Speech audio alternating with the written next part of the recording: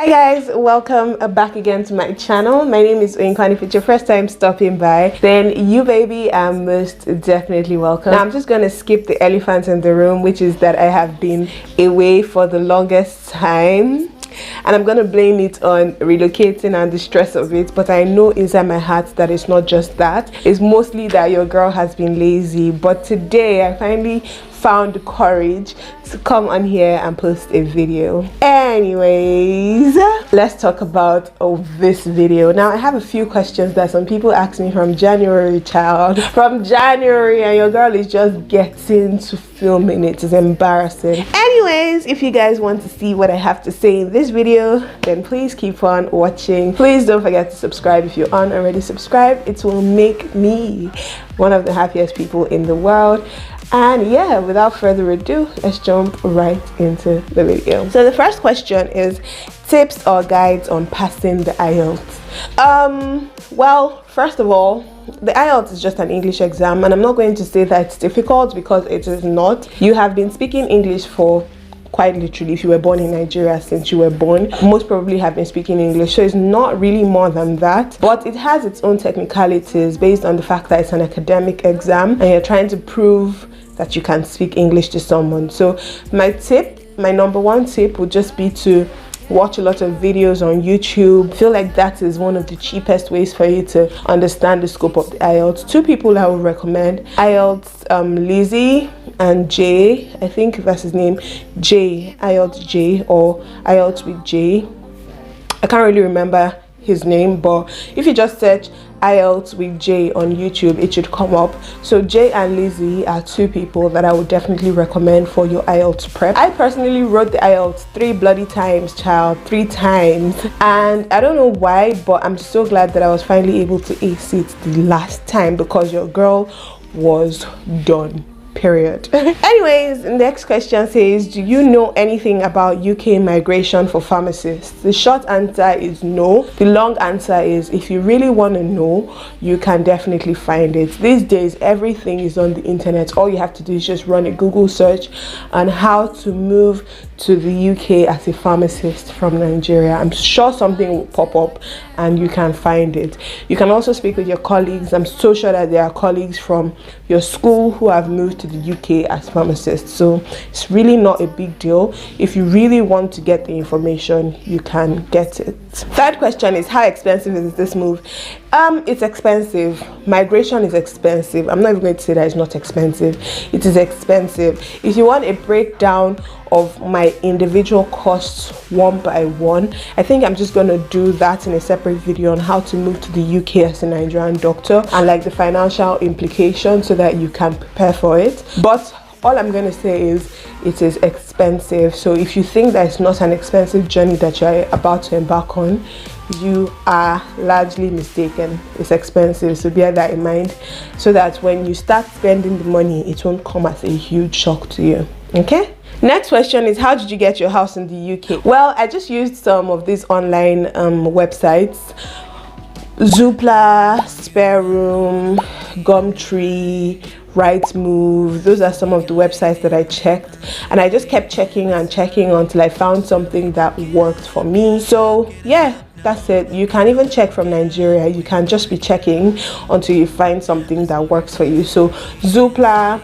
Spare Room, Gumtree, and Rightmove, those 4 are the ones that I personally used and the ones that I would recommend. Writing Plab 1 and 2 could be expensive for many.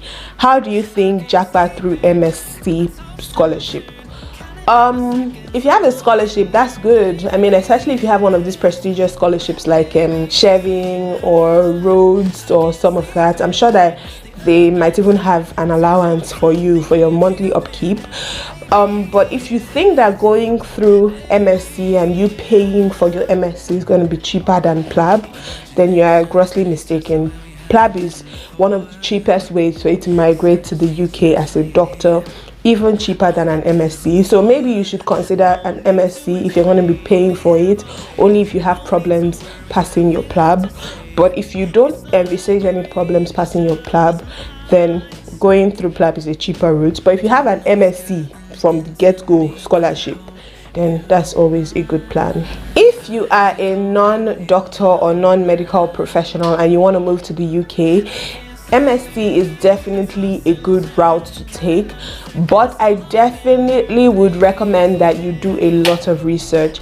Don't be one of those people who think that you can just pay £1,000 in tuition because your school says, or you can pay in 3 installments, and then move to the UK thinking that you can work to pay the rest of your tuition. That's about £14,000. Don't make that mistake.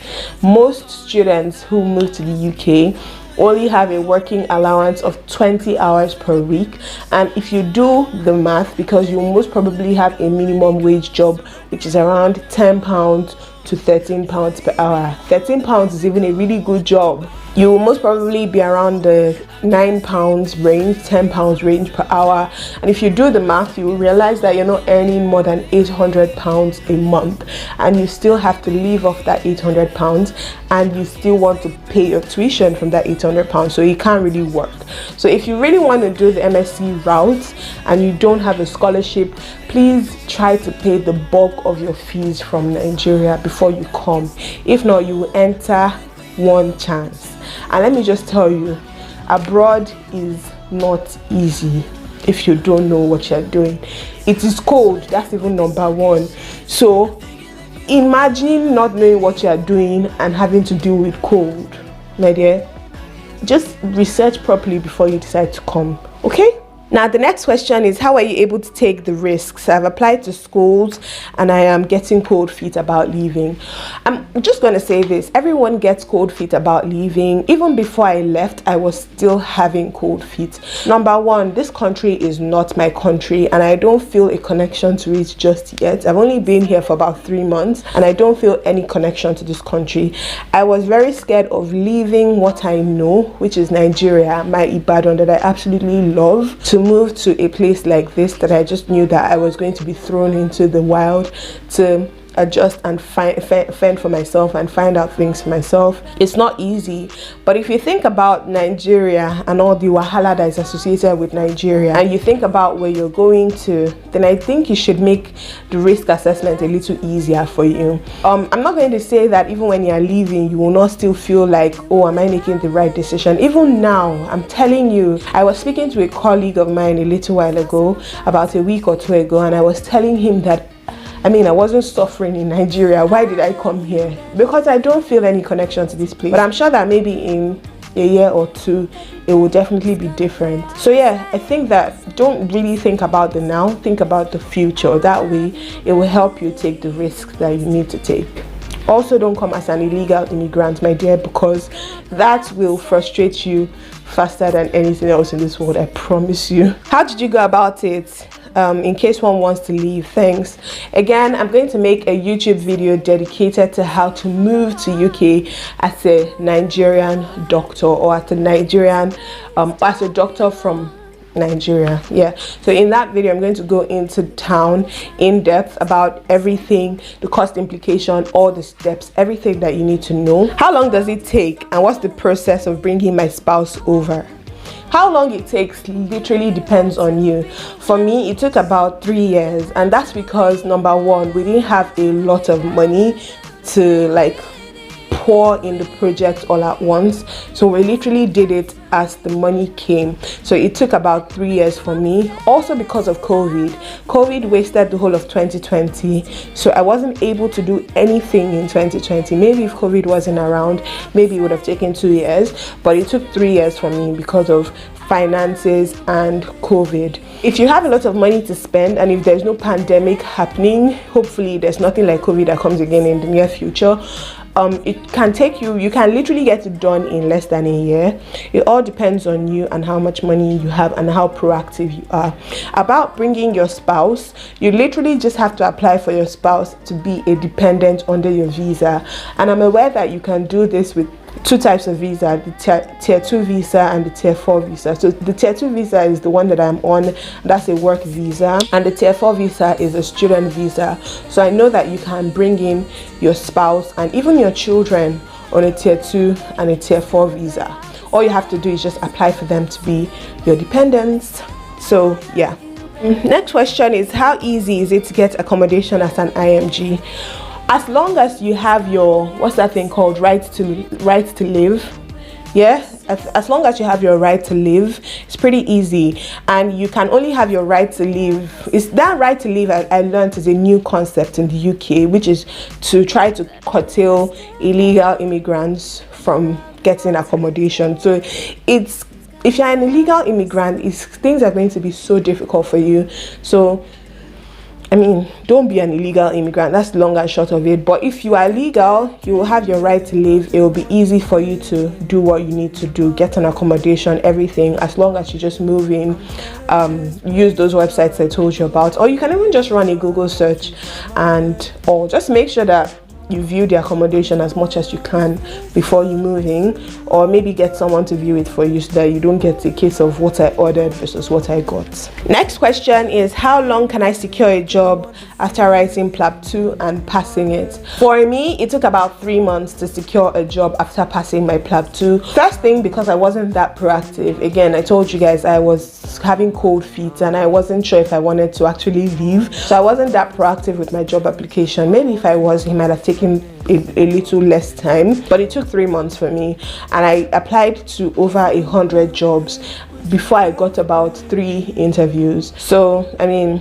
there's that as well.